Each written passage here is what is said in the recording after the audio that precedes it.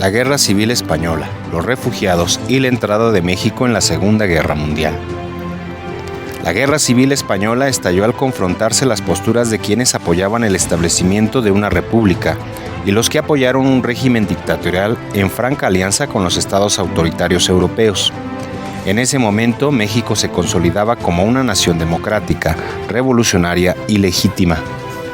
El gobierno cardenista se caracterizó por abrir las fronteras de México a todos los exiliados europeos que sufrían persecuciones a causa de la guerra, como las comunidades de judíos y de españoles que escapaban de sus países debido al hostigamiento que sufrían. Entre 1939 y 1942, el gobierno mexicano dio asilo a cerca de 25,000 refugiados provenientes de España, que sufrían de persecuciones o abandono, en el caso de los niños, a consecuencia de la guerra civil que se libraba. La llegada de refugiados españoles contribuyó al enriquecimiento cultural de México, pues entre ellos se cuentan intelectuales y científicos que contribuyeron a la fundación de instituciones como el Colegio de México, antes llamado la Casa de España en México, y el Fondo de Cultura Económica, entre otras. Al finalizar el gobierno de Lázaro Cárdenas en 1940, llegó al poder otro gobernante de la élite militar, el general Manuel Ávila Camacho, a quien le tocó enfrentarse a la Segunda Guerra Mundial.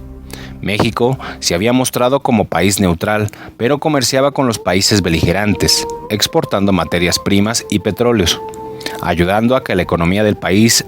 aumentase y se mantuviera en una estabilidad gracias a que Estados Unidos de América era el principal comprador de petróleo mexicano y demás suministros que eran exportados para el sustento de la guerra.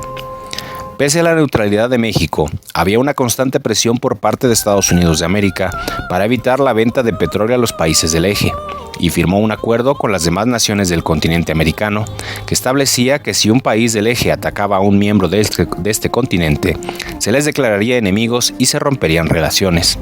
Esto ocurrió después de que el ataque a Pearl Harbor en diciembre de 1941, cuando México, cumpliendo con los acuerdos, rompió relaciones con Japón e Italia. Posteriormente, también con Alemania.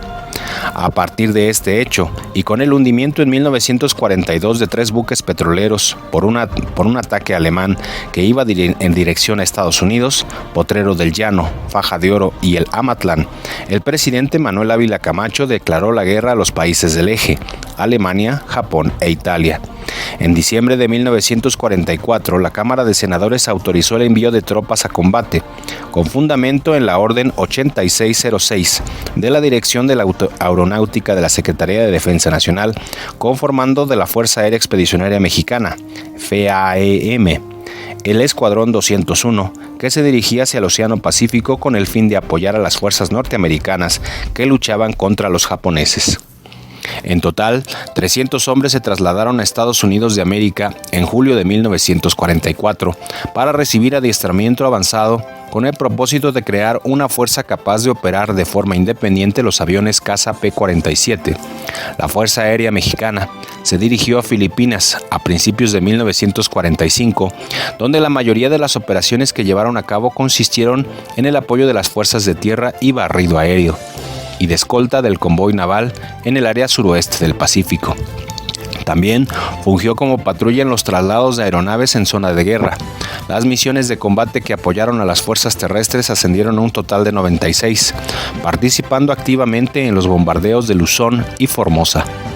El inicio de la Segunda Guerra Mundial permitió a nuestro país la posibilidad de promover un crecimiento interno que rápidamente se vio reflejado en la vida económica, social y la demanda de productos mexicanos durante la guerra. Trajo consigo un incremento del empleo y se transformó en mejores condiciones de vida para las familias mexicanas. El proceso paulatino de industrialización tenía como finalidad el establecimiento de una industria nacional que se convertiría en la punta de la lanza para el desarrollo económico, permitiendo la mejora y la calidad de vida de la población en general.